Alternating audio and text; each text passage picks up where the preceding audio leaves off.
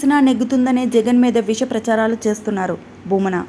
జగన్ హయాంలో అక్రమాలు జరిగినట్లు తప్పుడు ప్రకటనలు చేస్తున్నారు.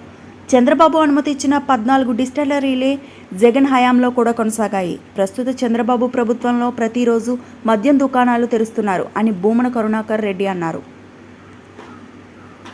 ఆ రోజున చంద్రబాబు చెప్పేటువంటి ఏదైతే ఆ బ్రాండెడ్ వాళ్లకు చంద్రబాబు సమయంలో అడ్వాన్స్ పేమెంట్లు ఇచ్చేటువంటి సంస్కృతి ఉండింది. జగన్మోహన్ రెడ్డి గారు ఇట్లాంటి అడ్వాన్స్ పేమెంట్లు ఎవరికి ఇవ్వకపోవటం మూలంగా ఈ చంద్రబాబుకు కావలసినటువంటి ఆ డిస్టిలరీ యజమానులు ఎవరైతే ఉన్నారో కేవలం 5 మంది, ఆ 5 మంది చంద్రబాబు గారి టైంలో 69% మందు అమ్మినారు. ఆ 4-5 ఏళ్ల కాలంలో 14-19 మధ్యన వాళ్ళు ఈ అడ్వాన్స్ పేమెంట్లు ఇవ్వకపోవటం మూలంగా జగన్మోహన్ రెడ్డి గారు మందు యొక్క ధర పెంచినటువంటి కారణంగా వాళ్ళు ఇండెంట్ల కోసమని వేయటం మానేసినారు. అలా జరిగిందే తప్ప చంద్రబాబు నాయుడు గారు అనుమతులు ఇచ్చినటువంటి ఆ 14 డిస్టిలరీసే జగన్మోహన్ రెడ్డి గారి హయాంలో కూడా మందులు సరఫరా చేసింది అన్నటువంటి వాస్తవం పచ్చి నిజం. దీన్నంతా కూడా పూర్తిగా పక్కకు మళ్లించేసి జగన్మోహన్ రెడ్డి హయాంలో పూర్తిగా అక్రమము, అన్యాయము, దోపిడీ జరిగినట్టుగా ప్రకటించుకొని ఆ రోజున క్యూఆర్ కోడ్ ద్వారా ప్రతి బాటిల్ మీద క్యూఆర్ కోడ్ వెరిఫికేషన్ చేసి ప్రభుత్వ దుకాణాలలోకి మందు వెళ్ళింది. చంద్రబాబు గారి హయాంలో వెళ్ళలా.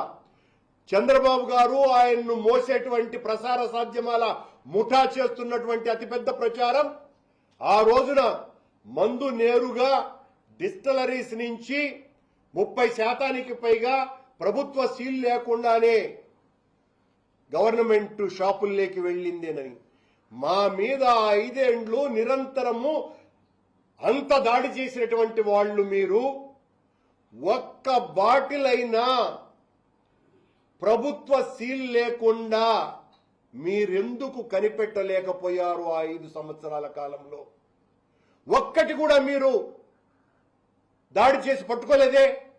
అదే మేము మా ప్రభుత్వం ఇప్పుడు వచ్చిన తర్వాత ఈ రోజున మీ పాలనలో 24 గంటలు షాపులు తెరుస్తున్నారు.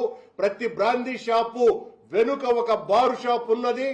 ఇదిగో మీ బారు షాపుల్లో ఇంత ఎక్కువకు అమ్ముతున్నారు అని టైంతో సహా మేము ఆ బ్రాందీ షాపులకు వెళ్లి నమూనాగా మొత్తం రాష్ట్రానికంతా తెలియచెప్పినామే. కార్యకర్తలంగా మేమే.